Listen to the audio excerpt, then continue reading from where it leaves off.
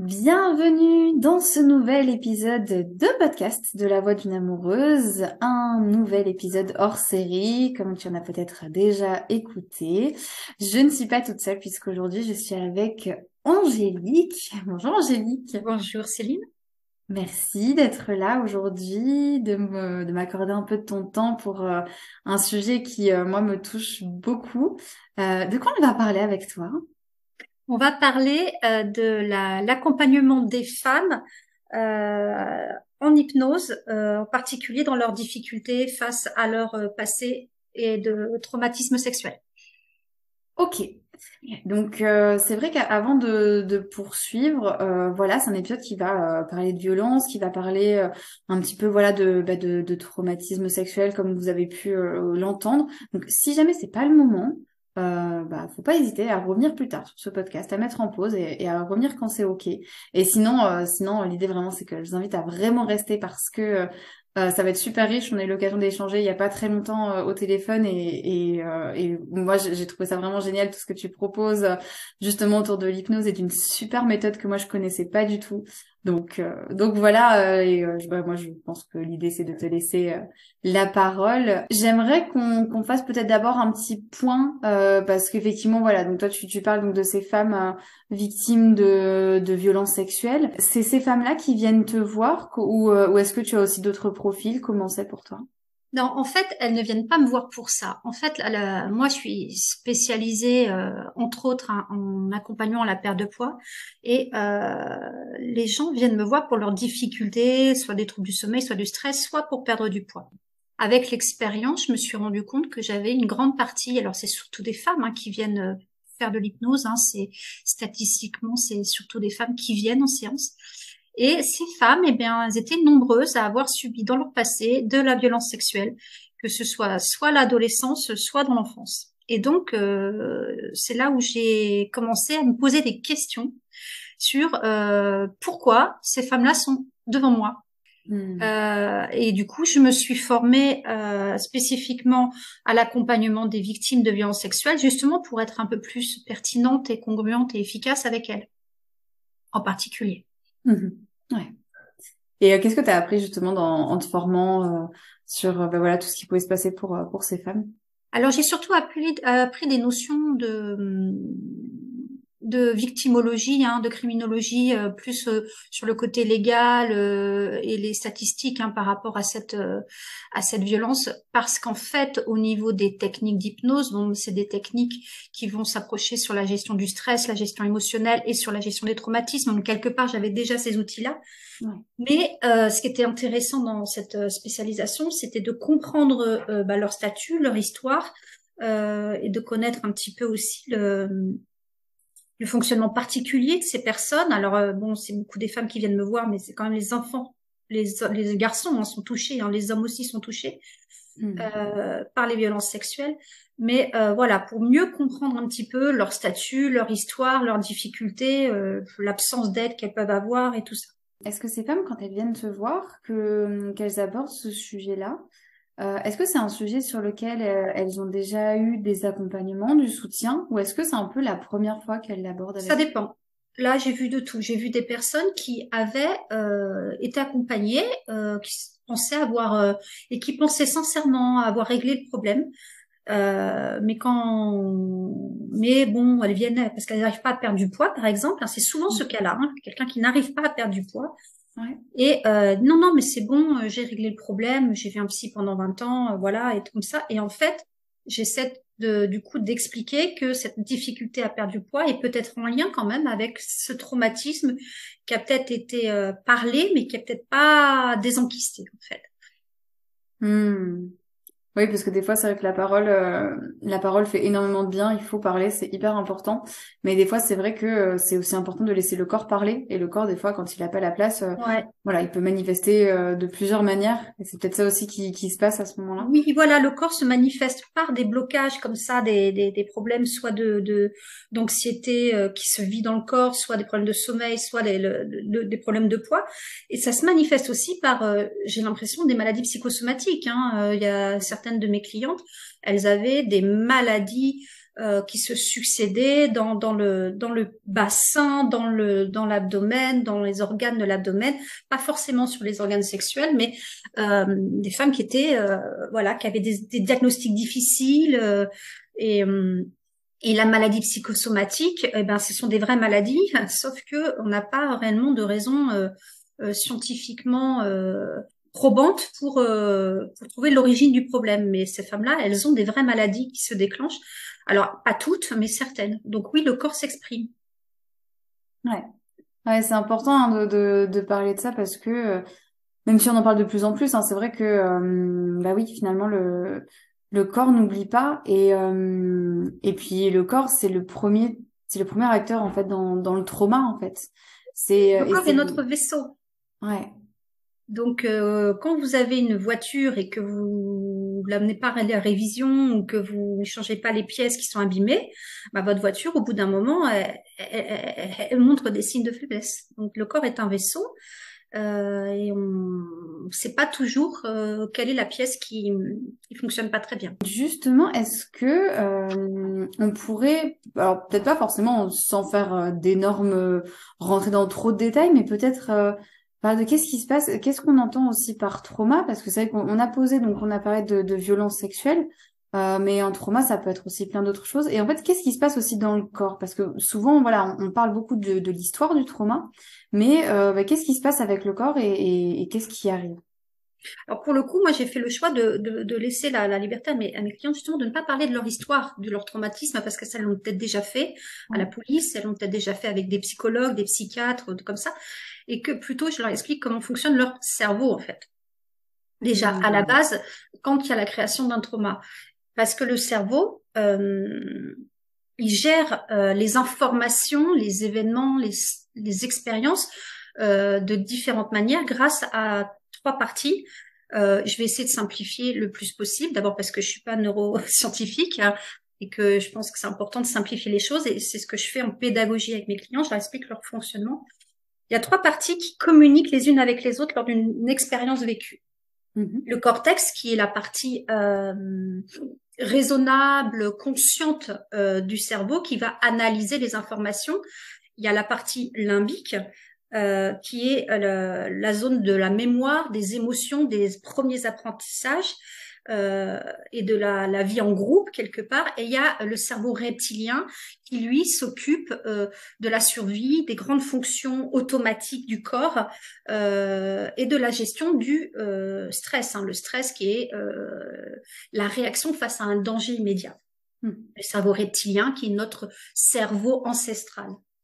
Et en fait, quand on vit une expérience vécue comme traumatisante, hein, alors à chaque fois, je me replace toujours comme une expérience vécue par la personne comme traumatisante. C'est pas à moi ou à qui que ce soit de décider si c'est un vrai traumatisme ou pas.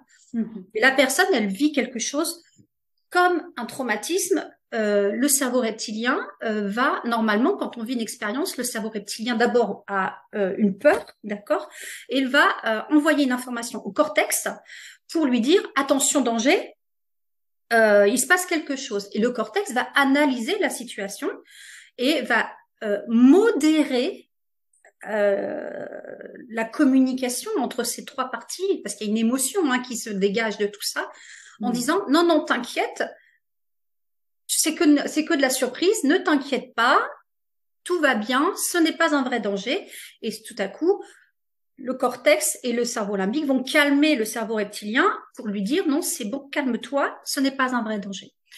Et c'est comme ça qu'on va se gérer une expérience, soit un effet de surprise, soit quelque chose qui était un danger mais qu'on a réglé. Normalement, tout ça, ça circule, ça communique et ça s'autorégule. Quand il y a une expérience vécue comme traumatisante, le cerveau reptilien, lui, se met en alerte. Le cerveau limbique va vivre une émotion intense au moment de cette expérience. Et c'est tellement intense que le cortex va avoir une incapacité à réguler ce danger, parce que ce danger il est Mhm. réel. Et va y avoir une sorte de blocage de la communication, ce qui fait que, en fait, à chaque fois qu'il y a quelque chose qui va rappeler ce danger, cette émotion, cette douleur qui a été vécue, le cortex n'arrive plus à raisonner la personne. Mhm. Et donc, ça réactive constamment l'émotion douloureuse, la peur, la panique, les angoisses. C'est ce qui explique que beaucoup de personnes qui ont vécu des expériences traumatisantes ont des syndromes d'anxiété ou des phobies, puisque la phobie se fixe. Il ne faut pas forcément avoir vécu un traumatisme pour avoir développé une phobie, mais c'est le même système d'impossibilité de communiquer entre le cortex qui va analyser froidement la situation et le reptilien qui est là pour nous protéger du danger. Ça communique plus très bien et du coup, voilà. Et donc, le reptilien, son objectif, c'est qu'on puisse réagir face au danger, fuir ou se défendre. Du coup, ça a des effets de stress sur le corps. C'est un stress qui, à la base, est censé nous protéger, mais en stress chronique, eh bien, le stress chronique a des effets délétères sur le corps parce qu'il y a beaucoup d'adrénaline et beaucoup de cortisol qui sont sécrétés et que le cortisol, eh bien, c'est obésogène. Ça provoque des prises de poids, ça déséquilibre la gestion du sucre et ça peut provoquer des diabètes. Et l'adrénaline, ça tire un petit peu trop sur le système cardiovasculaire et c'est pour ça que les gens qui ont un stress chronique peuvent développer des troubles du sommeil et des maladies cardiovasculaires, du diabète, de l'obésité et toutes les conséquences éventuelles de l'obésité. Après, les difficultés de gestion émotionnelle d'un traumatisme ou d'une expérience vécue comme un traumatisme peuvent conduire les gens aussi avec des syndromes anxieux chroniques à des pensées suicidaires et parfois à des comportements d'addiction qui vont avoir eux aussi un effet néfaste sur le corps. Merci d'avoir parlé de tout ça et d'avoir un peu éclairé ce qui se passe. Parce que du coup, moi, ça me permet vraiment de retenir un truc. C'est en fait, ce qui se passe, c'est pas de ma faute et c'est pas moi qui décide. Parce que c'est vrai qu'il y a tellement cette culpabilité-là de la personne qui va dire, mais c'est de ma C'est faute, ça. j'ai pas réagi. Non, en fait, c'est juste que voilà, dans ton cerveau, il s'est passé ça et c'est pas un truc qui se contrôle, c'est pas ta faute et je trouve que c'est tellement important. Moi, je trouve que quand on m'a expliqué la première fois le fonctionnement du cerveau, notamment pour un trauma ou même pour d'autres choses, mais ça m'a tellement, ça m'a aidé parce que l'idée c'était pas de dire bon bah c'est bon, c'est ok, je lâche tout, mais c'était juste de dire bah peut-être que je peux un peu lâcher la culpabilité vis-à-vis de moi-même et peut-être que maintenant que j'ai conscience de tout ça, je peux avancer finalement. Ça me fait plaisir que tu me dis ça parce que c'est vraiment, moi, ma première séance avec mes clients dure très longtemps parce que justement, je prends vraiment pour tous les motifs de séance un temps pédagogique pour pour expliquer aux personnes comment elles fonctionnent, leur cerveau, l'inconscient, le conscient. Et je me disais peut-être que je les saoule, peut-être que. Et en fait, savoir que avoir un retour comme ça en disant que ben non, ça permet vraiment, parce que mon intention c'est ça, c'est d'expliquer aux gens, mais c'est pas effectivement, c'est pas ta faute. Et bah, de t'entendre dire ça, ça me rassure parce que je me disais, bah non, je perds pas mon temps à jouer la professeure ou à croire que je peux partager mes connaissances avec tout le monde. Moi, c'était vraiment l'objectif, c'est comment on peut enlever la culpabilité d'avoir un dysfonctionnement quel qu'il soit ou de se coltiner un trauma qui traîne comme ça dans sa vie. Euh, et de se dire c'est parce que je suis pas assez forte ou c'est parce que je fais pas assez d'efforts ou c'est parce que voilà. Mais non, en fait, quand on comprend comment on fonctionne, on enlève cette culpabilité-là et c'est quelque chose qui est pour moi extrêmement important. Et j'ai même, grâce à ça, cette pédagogie, je trouve des résultats dès la première séance sur certaines problématiques parce que du coup, les gens, ils arrêtent de nourrir cette culpabilité-là et ils décrochent, quoi. Ouais. Bah, dites-nous, moi je suis curieuse de savoir si justement, dites-nous en commentaire si ça a été important pour vous du coup cette partie-là de parler de tout ça, est-ce que ça a pu vous éclairer ou pas, hein, de toute façon que vous ayez vécu un trauma ou pas, je trouve que c'est toujours tellement intéressant, donc n'hésitez pas à nous partager ça. On n'a pas des conséquences du trauma, donc tu en as un petit peu parlé tout à l'heure avec voilà tout ce qui peut se passer du côté physique et émotionnel. Moi, du coup, je travaille beaucoup avec des femmes qui sont qui sont amoureuses, qui sont en relation de couple, en polyamour, etc. Et du coup, bah, c'est vrai que voilà, souvent quand c'est des violences sexuelles et même quand c'est d'autres violences, ça a un impact du coup sur nos relations. Est-ce que tu peux nous en dire un petit peu plus sur bah, voilà les conséquences qu'il peut y avoir peut-être dans une relation ou même du côté de la sexualité aussi? Alors, ce que j'ai pu repérer de manière empirique, puisque c'est vrai que au niveau scientifique, on parle pas tellement des effets sur la sexualité, euh, peut-être parce que les gens trouvent ça tabou ou que c'est pas très intéressant de s'interroger sur la sexualité des femmes, encore une fois, mais de façon empirique, de par mes rencontres, soit avec des clientes ou par des rencontres dans la vie de tous les jours, Moi, j'ai repéré deux types de comportements face à des traumatismes ou un passé de traumatisme sexuel. C'est soit une hypersexualisation, soit un petit peu en roue libre, hein, c'est-à-dire non contrôlée, avec quelque part des femmes qui, entre guillemets, se salissent dans des relations euh, avec n'importe qui, n'importe comment et tout ça, soit une hypersexualisation contrôlée, encadrée, c'est-à-dire euh, par exemple des femmes libertines qui vont Hmm. avoir une sexualité épanouie. Hein. Attention, je parle vraiment là, quand je parle de d'hypersexualisation encadrée, je parle de sexualité épanouie, sécurisée, respectueuse de soi-même, dans un libertinage. Et en fait, ça, c'est empiriquement des personnes qui vont effectivement avoir une histoire d'agression ou de violence sexuelle dans leur passé. Et puis après, euh, il y a une autre façon aussi de réagir qui peut être une sorte d'endormissement de la sexualité avec les conséquences que ça peut avoir sur un couple, puisque ces femmes-là vont culpabiliser de ne pas être capables d'offrir une sexualité normale à leur partenaire. Hmm. Et quand on parle, dès qu'on met de la culpabilité dans quoi que ce soit, eh bien, ça a des conséquences sur les émotions, sur la relation, sur le corps, sur l'épanouissement personnel, sur les prises de décision, sur beaucoup, beaucoup de choses, la confiance, l'estime de soi, l'amour de soi.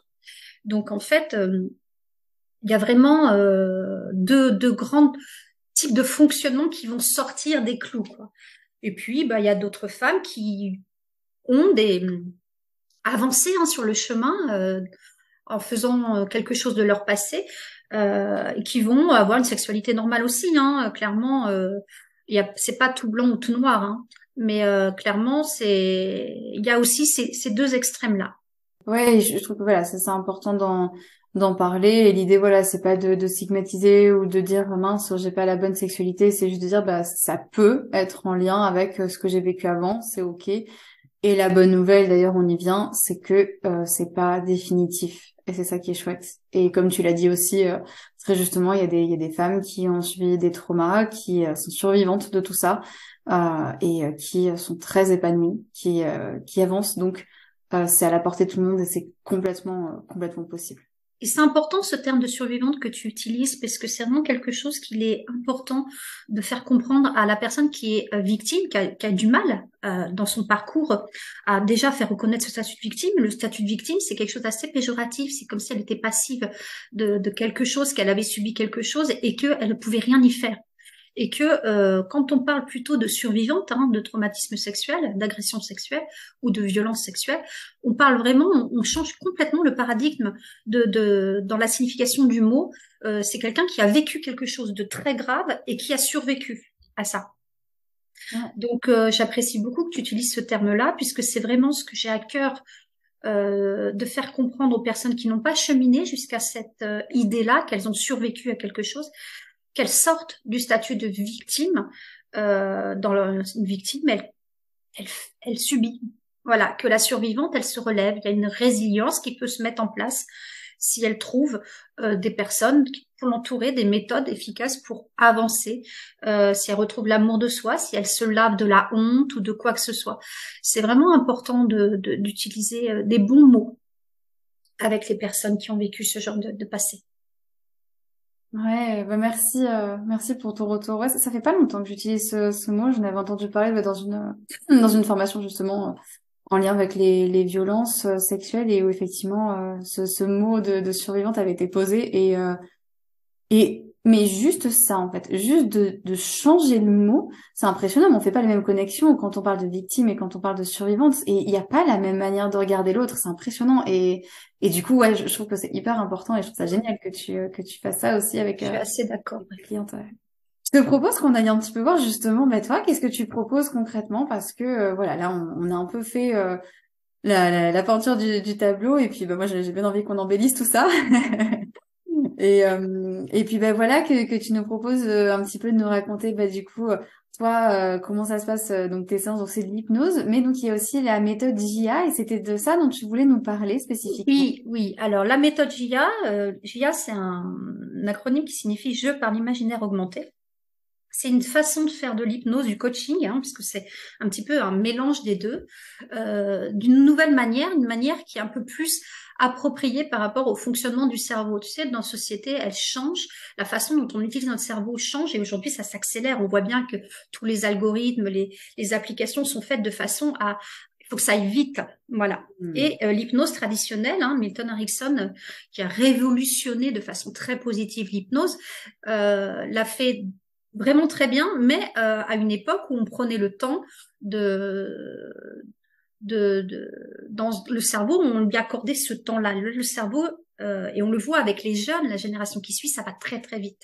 Il faut que ça aille vite, sinon il y a une espèce d'ennui et tout ça. Et grâce à la méthode JIA, on va un petit peu désacraliser l'hypnose en la rendant un petit peu plus accessible parce qu'en fait, l'imagination, c'est un outil qu'on a tous à disposition, tous, même ceux qui pensent qu'ils n'ont pas d'imagination.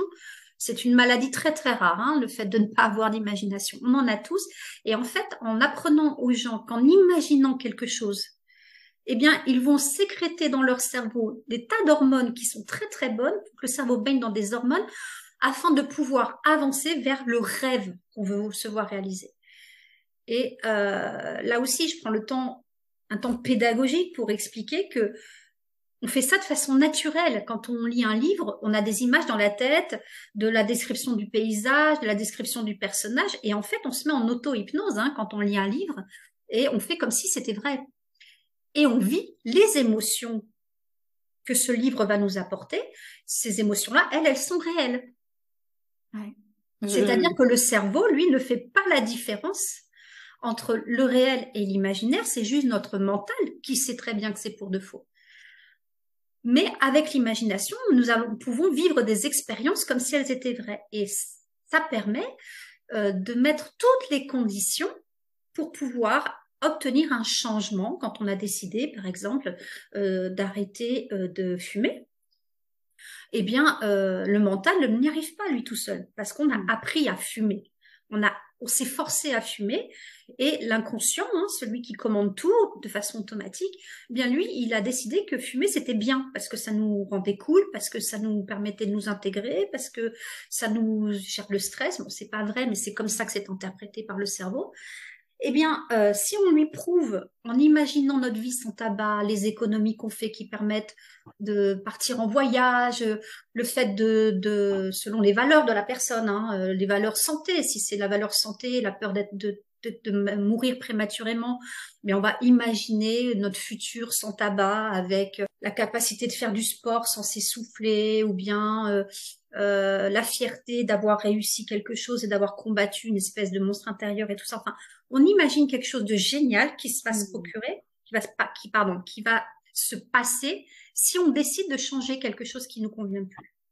Et en imaginant tout ça, et après en utilisant le langage symbolique des émotions et des symboles, qui est le langage compris par l'inconscient, on va pouvoir lui dire, écoute, maintenant c'est bon, tu comprends, ça ne me convient plus de fumer, par exemple. Et donc, on va faire autre chose. Et grâce à l'imaginaire, on utilise le langage de l'inconscient, qui sont les symboles et les émotions, de Est-ce que façon est-ce que tu peux naturelle. développer cette partie justement, langage symbolique des émotions, juste pour qu'on voit peut-être un peu plus ce que ça veut dire ou quel En fait, symbole, c'est etc. quand on met en face à face le fonctionnement du mental, du conscient, et le fonctionnement de l'inconscient. Le mental, qui est responsable de 10% de nos pensées et de nos actions, lui, son fonctionnement, c'est les mots, la logique, Hmm. la réalité.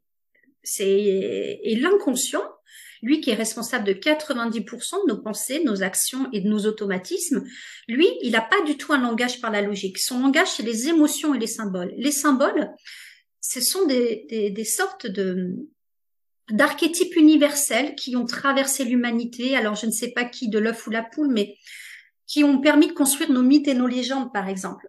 J'utilise souvent le symbole de l'archétype du magicien avec qu'on retrouve dans énormément de mythes et légendes. On a Merlin l'Enchanteur, On a Gandalf dans Le Seigneur des Anneaux, on a Dumbledore dans le mythe d'Harry Potter, qui est un véritable mythe construit sur la lutte du bien contre le mal. C'est hyper intéressant de retrouver ce symbole-là qui va être compris par l'inconscient. Et le mental, lui, qui est plein de croyances limitantes, il est diverti par une histoire de faux, c'est pas une vraie histoire, mais l'inconscient, lui, ce qu'il comprend, c'est que le magicien, il a un rôle à jouer.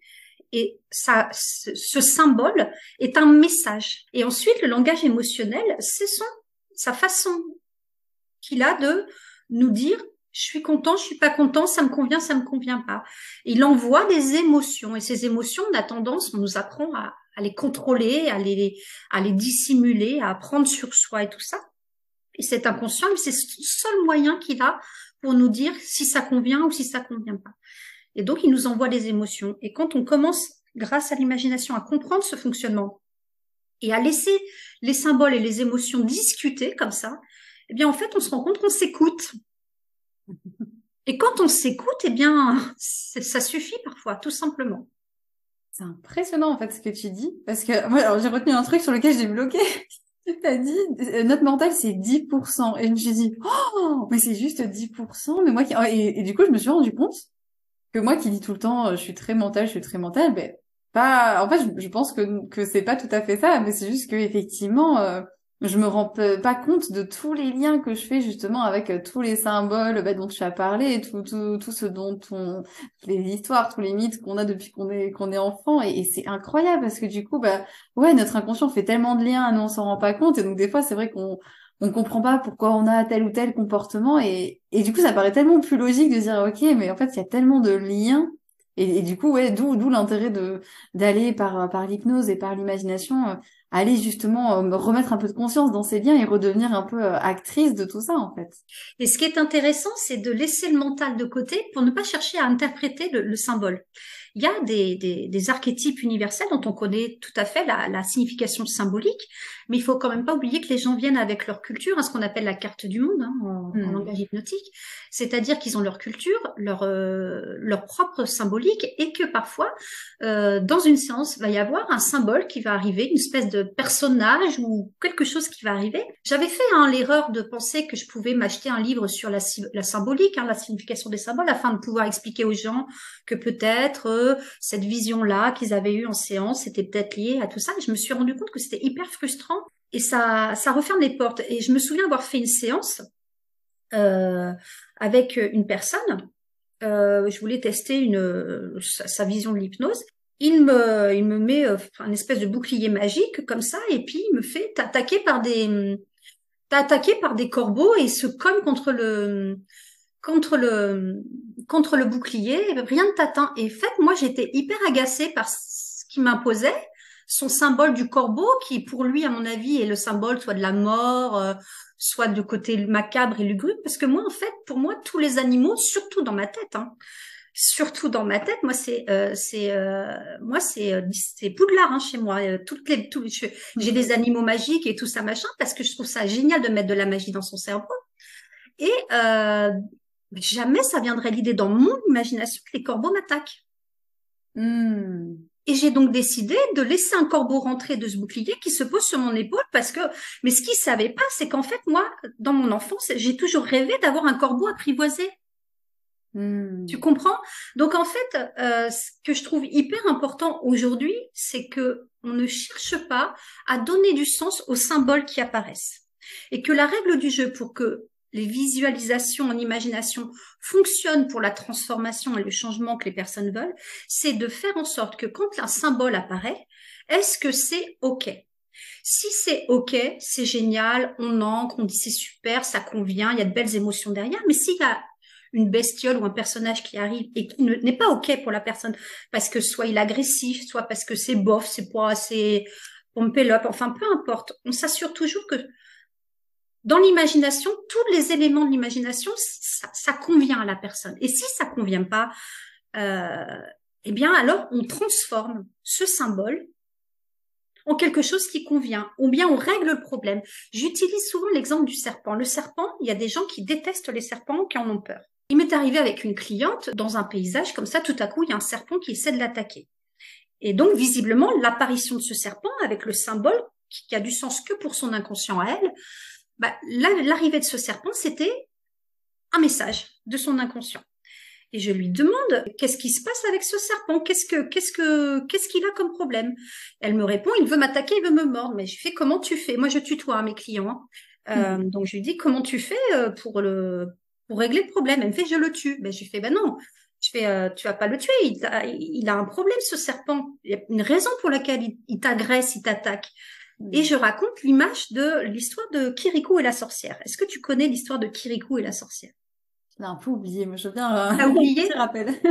Petit rappel de ce conte. Alors, je crois que c'est un conte africain. Je sais pas si c'est un film français, mais je sais pas si c'est tiré d'un véritable conte africain. Mais ce dessin animé raconte l'histoire d'un village dans lequel tous les hommes ont disparu parce qu'il y a une méchante sorcière qui s'appelle Karaba qui a enlevé tous les hommes pour les transformer en fétiches. Et naît un enfant extraordinaire, doué de la parole, qui décide d'aller sauver tous les hommes du village en allant combattre Karaba la sorcière. Il vit des épreuves, tout sur le mythe du voyage du héros et tout ça. Il arrive jusqu'à la sorcière et là, il découvre que la sorcière, qui est très très très méchante et qui veut tuer tous les hommes, qui coupe l'eau, enfin vraiment, elle est vraiment pas sympa cette sorcière. Elle a une épine dans le dos. Et Kirikou enlève l'épine dans le dos de la sorcière et la sorcière, tout d'un coup, devient gentille et magnifique. Parce qu'en fait, cette sorcière, c'est parce qu'elle avait une épine dans son dos qu'elle était méchante, mais à la base, elle ne l'était pas. Et quand on a un symbole dans notre imagination qui est douloureux comme ça, qui est le symbole d'une douleur, on ne peut pas éliminer tout ça, l'enlever comme ça sans aller à la source du problème. Et si on règle le problème de ce serpent qui essaie de la mordre en comprenant pourquoi, c'est quoi son épine dans son dos à ce serpent, on règle son problème et une fois que le serpent du coup se transforme en un serpent inoffensif, après on en fait ce qu'on veut de ce serpent.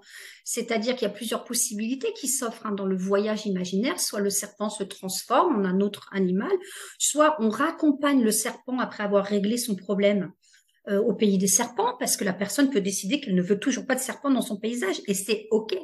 Mais on va régler le problème du serpent. Et en réglant le problème du serpent de façon écologique, c'est-à-dire sans tuer, sans éliminer, mais juste en réglant un problème, on a réglé le problème de l'inconscient. L'inconscient, il envoie un serpent qui veut mordre, on l'écoute, on le comprend, on le dit, ben d'accord, on va régler ton problème. Et tout ça, ça se fait en symbolique, dans son langage à lui.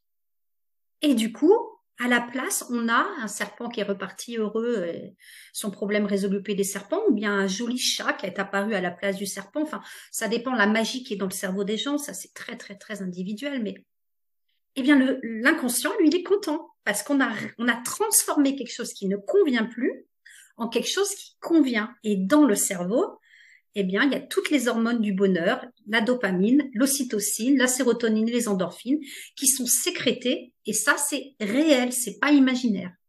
Ah, c'est passionnant, je trouve ça tellement passionnant en fait de voir tout ce qui se passe et de voir qu'en fait dans notre inconscient, dans nos symboliques et dans notre imaginaire, mais en fait c'est exactement comme dans la vraie vie. C'est un peu comme quand je prends un exemple un peu classique, mais quand on a mal au dos, on peut tout faire pour éliminer cette douleur, prendre des antalgiques, prendre tout ce qu'il faut pour ne plus la sentir. Mais le problème, c'est que souvent, cette douleur, si on ne traite pas la base, elle va revenir encore et encore.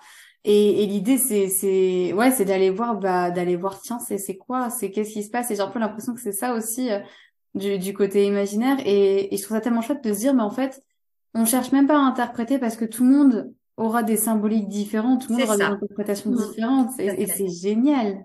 Ouais. Du coup, c'est génial et en plus, c'est facile.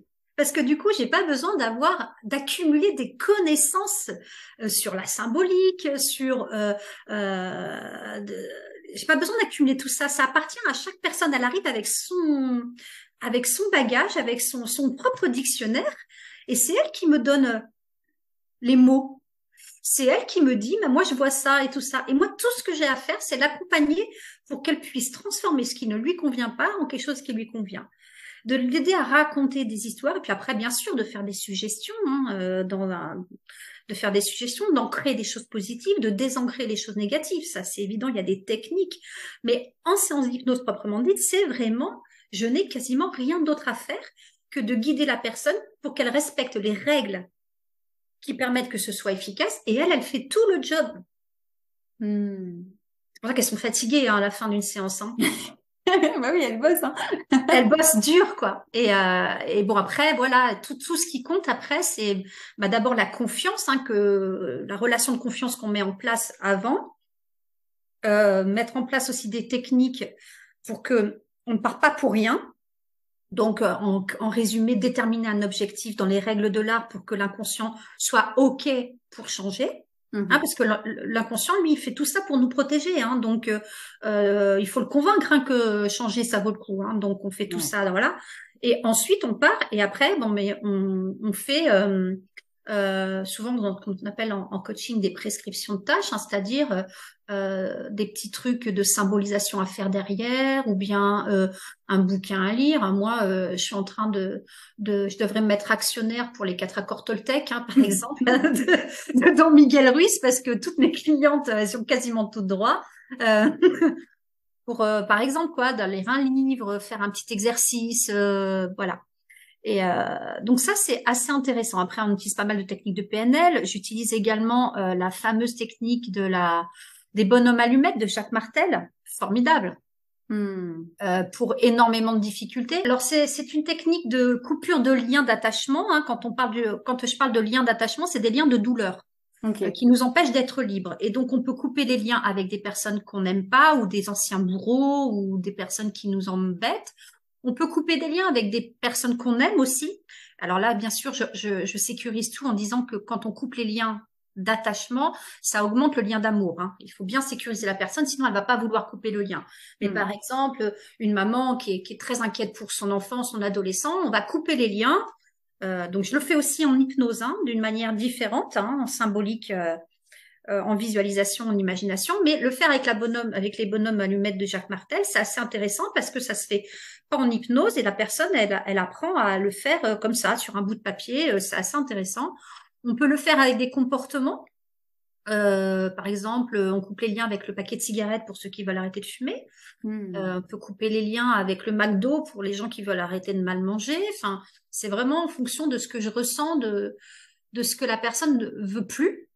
Et puis, on peut couper les liens avec des parties de soi aussi. Parce que on est fait de plusieurs parties. Il y a il y a l'enfant intérieur, il y a le sage, il y a la casanière, il y a l'aventurière, il y a le créatif. On a plusieurs parties à l'intérieur de nous. Et puis, il y a des parties, par exemple, la partie de soi qui mange trop, ou la partie de soi qui dort pas, ou la partie de soi qui fume, ou bien toutes ces parties à l'intérieur de nous, on la met, on la sort 2 minutes de nous, on coupe les liens de douleur et puis ça va mieux après. Merci pour tous ces détails. J'avais vraiment envie qu'on y passe un peu de temps parce que c'est une méthode que moi je connaissais pas personnellement et que je trouve tellement intéressante parce que tellement différente de ce qu'on peut entendre. Et du coup, pour revenir un petit peu donc à cette thématique et en lien avec ces femmes qui viennent te voir et qui ont vécu des violences sexuelles. Ou d'autres traumas, comment la méthode JA elle les aide et comment ça se passe. Donc si je comprends bien, voilà, l'idée c'est aussi de transformer ça et de se dire maintenant je vais aller vers quelque chose qui me fait du bien, mais du coup comment ça se passe un peu plus concrètement pour ces personnes-là? Alors bien sûr, il n'y a pas de parcours type, parce que chacune est différente et n'a pas avancé au même niveau par rapport à son histoire, mais en général, je fais une séance sur le soin de l'enfant intérieur et du critique intérieur, qui est une séance que je propose à énormément de personnes, parce que c'est une séance qui est assez spécifique pour le soin des blessures du passé, tu sais, les 5 blessures de l'âme qu'on a tous. Mais justement, là, je suis en train d'écrire un article de blog dessus, là, sur le sujet des 5 blessures. Et l'enfant intérieur, on le considère en imagination transformatrice comme étant la symbolique des blessures du passé, à différencier avec l'enfant qui était nous quand on petit. Tu comprends? C'est pas la même chose. Tu as toi, la partie de toi quand tu étais petite et que tu as vécu un événement, d'accord? Et l'enfant intérieur, c'est la représentation symbolique de tes blessures du passé. Donc, ça peut être un enfant qui ressemble à la personne à un certain âge. Ça peut être un enfant différent, voire même d'un genre différent. Et ça n'a aucune importance, en fait. Hmm. Donc, on rencontre cet enfant, on le réconforte, on en prend soin. Et l'avantage, c'est que quand on sait où il est, on peut y retourner pour en prendre soin parce que les blessures du passé, elles sont là, elles font partie de notre vie et on peut les guérir, mais elles sont parfois quand même dans notre vie une réflexion, une maladresse et bing, Ouais. on reprend quoi. Hmm.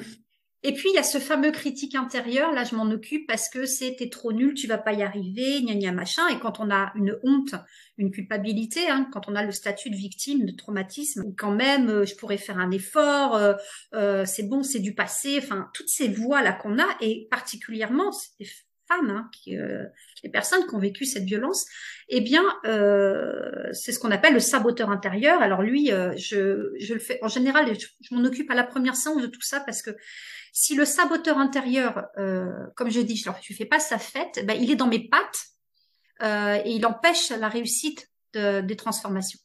Hmm.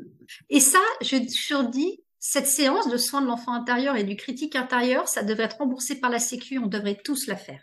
Parce qu'on a Oui. tous des blessures. On n'a pas tous des traumatismes, mais on a tous des blessures. Et on a tous une petite voix qui nous embête, qui nous empêche, voilà. Et ça, c'est une séance qu'on devrait tous faire.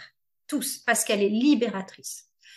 Et après, quand il y a un trauma comme ça, je propose une deuxième séance, minimum une deuxième, avec un gros nettoyage émotionnel, des techniques spécifiques de coupure de liens douloureux et de gestion des traumas. Voilà. Après, ça à ajouter avec des techniques d'ancrage pour aller ancrer ce qu'on appelle l'ancrage du souvenir positif, hein, ce que j'appelle un booster, hein, de mon côté, qui va permettre d'aller chercher de la force et qu'on puisse, juste en serrant le poing, par exemple, aller retrouver cette force quelque part dans un super souvenir. Moi, je gonfle ça à bloc, je transforme ça en espèce d'énergie qu'on va chercher dans sa poche quand on veut, quoi. Et quand la personne se retrouve dans une situation où l'angoisse peut monter, elle aura juste à serrer son poing et puis ça va la reconnecter à une force du passé. Voilà. En fait, contrairement à certaines thérapies où on va demander aux gens de raconter leur douleur pour qu'elles puissent évacuer tout ça, moi, je vais les apprendre à raconter leur bonheur, à raconter leurs rêves, raconter Hmm. l'idéal. Parce que le cerveau, comme il a tendance à focaliser sur les choses négatives et qui font peur, ça demande un effort quand même d'essayer de lui apprendre à regarder les choses différemment, hein. C'est les principes de la psychologie positive, mais par contre, c'est vachement plus efficace pour le changement.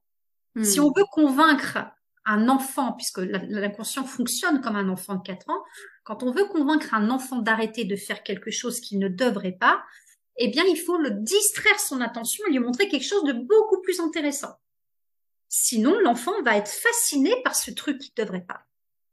Hmm. Donc, en respectant ce fonctionnement, toujours respecter le fonctionnement de l'inconscient, c'est donner envie. Regarde comme ça va être génial. Regarde ta vie quand tu as réalisé ce que tu veux en futurisation, en ancrage positif, toutes ces techniques comme ça. Et la personne, elle va devenir autonome, hein, on va lui apprendre à faire de l'auto-hypnose. Elle va trouver la façon de gérer quand il y a une angoisse qui monte, apprendre à mieux dormir s'il y a des troubles du sommeil, apprendre à écouter ses émotions, voilà, on donne plein de trucs, des symboles partout, des symboles en imagination, des symboles dans la vie. Les gens qui sont très créatifs, moi, je leur fais faire des tableaux de visualisation. Quand je suis devenue hypnopraticienne, je suis devenue un Jedi. Ce qui était très vaniteux de ma part, parce qu'en fait, je fais en sorte que les super-héroïnes, ce soient les personnes que j'accompagne justement. Je leur redonne leur pouvoir. Moi, je suis dans la méthode J, on appelle ça un éclaireur. C'est-à-dire, je montre le chemin. Regarde, tu as tout en toi. Tu as tout en toi. Tu vas y arriver. Et je les gonfle à bloc. Je suis un coach, hein. C'est du coaching, hein, mais du coaching en mode vas-y, tu vas y arriver et pas t'es qu'une merde, fais plus d'efforts. Je compare ça à la différence avec certains coachs sportifs qui sont raides, hein, quand même, hein, quand ils font des reproches à c'est les réseaux sociaux, c'est magique, hein, pour voir des choses que t'as pas envie de voir. Ouais. Et donc, je suis là, mais ils sont raides, quoi. Ouais, arrête de bouffer de la merde. Bah non, mais c'est pas ça le problème. Les personnes, ils le savent qu'ils doivent pas manger de la merde, mais c'est plus fort qu'eux. Donc, du coup, qu'est-ce qu'on fait? Bah, on continue parce qu'on se sent coupable, donc on repart dedans, quoi. C'est terrible. Mais oui, mais les coachs sportifs considèrent que c'est un manque de volonté. Donc voilà, c'est pour ça que le coaching, c'est quelque chose qui peut être magnifique à partir du moment où on dit, mais regarde à quel point tu es forte, à quel point tout ce que... Par exemple, je reviens sur l'exemple des fumeurs parce que c'est vraiment des gens qui disent, ouais, moi, j'ai pas assez de volonté pour arrêter de fumer. Mais quelle volonté il faut pour être fumeur? Pour puer en société, pour aller dépenser tout son fric, pour aller, au lieu d'en profiter, de le dépenser dans ça, de trouver tous les moyens, au lieu de profiter de son dimanche, prévoir, avoir suffisamment de cigarettes pour tenir la fin du week-end, sous la pluie, dehors au restaurant, au lieu de continuer à manger avec ses amis. Il faut de la volonté pour être fumeur. Donc moi, je replace toujours les gens dans leur position, mais ça, la volonté, tu l'as, quoi. Ouais.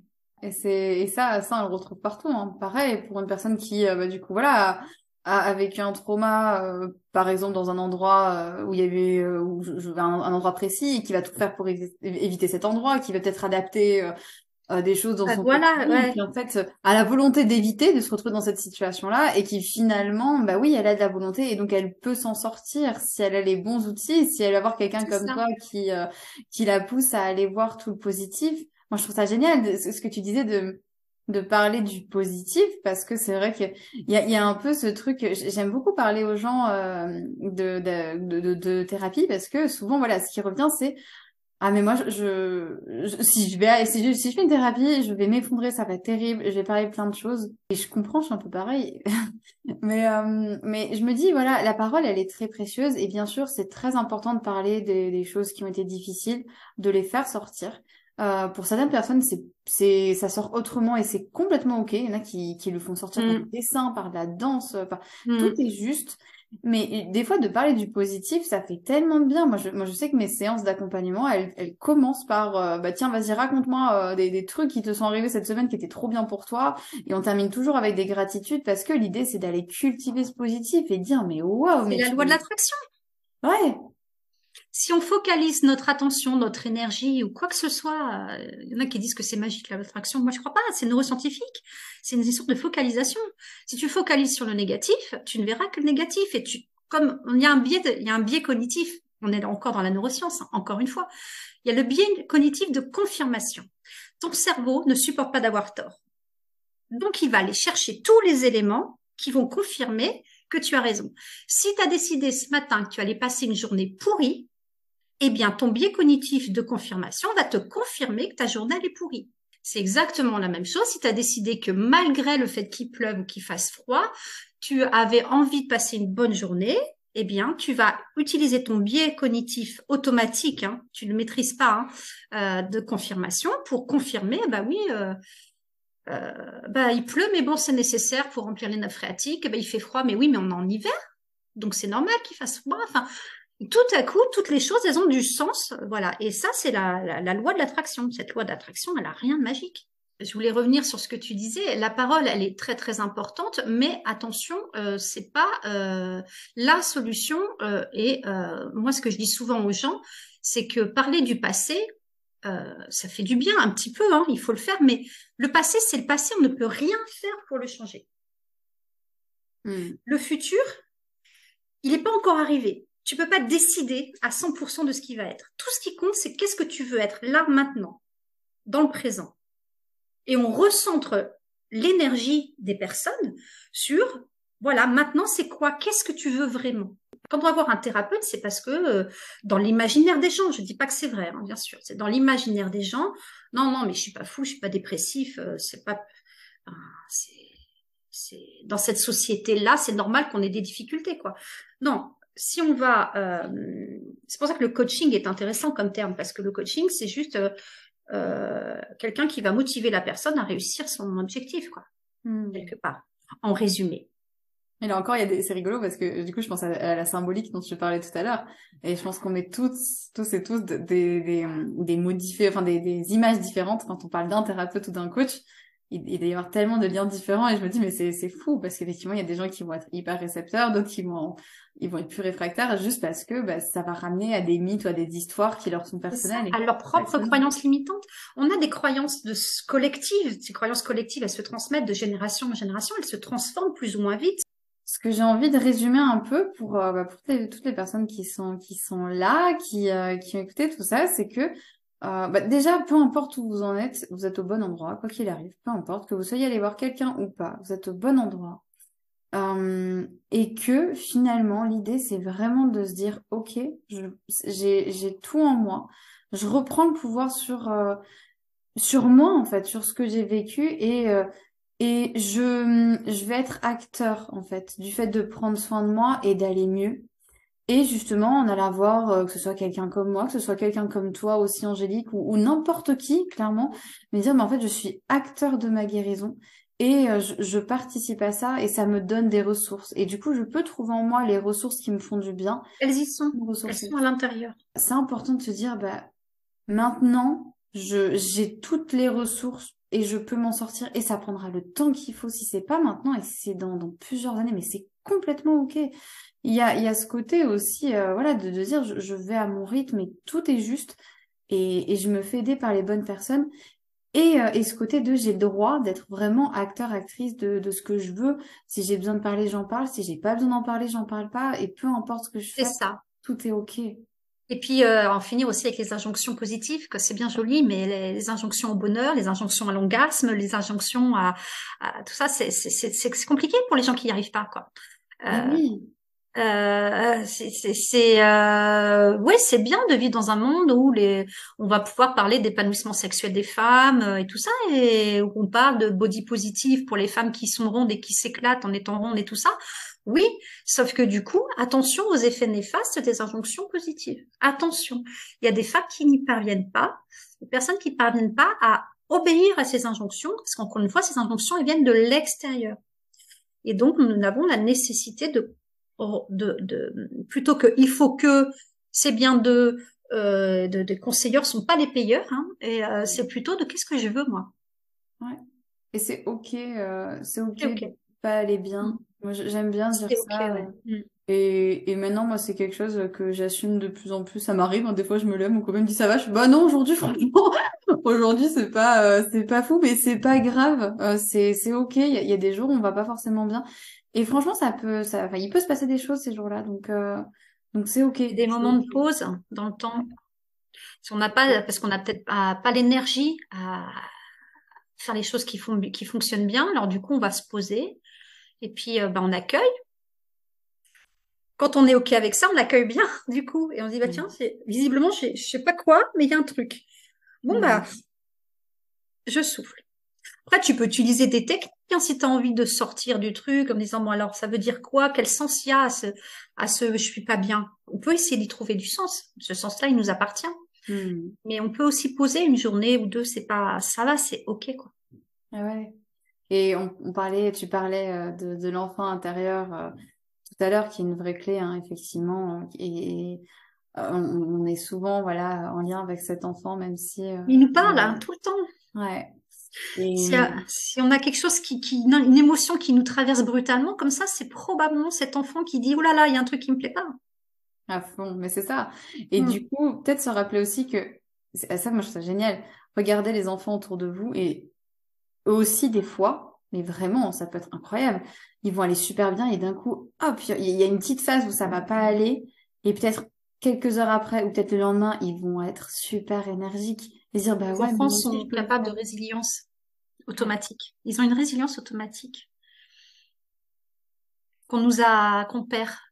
Probablement qu'on perd parce qu'on nous apprend en tant qu'adulte à ne pas écouter nos émotions parce qu'il faut être raisonnable.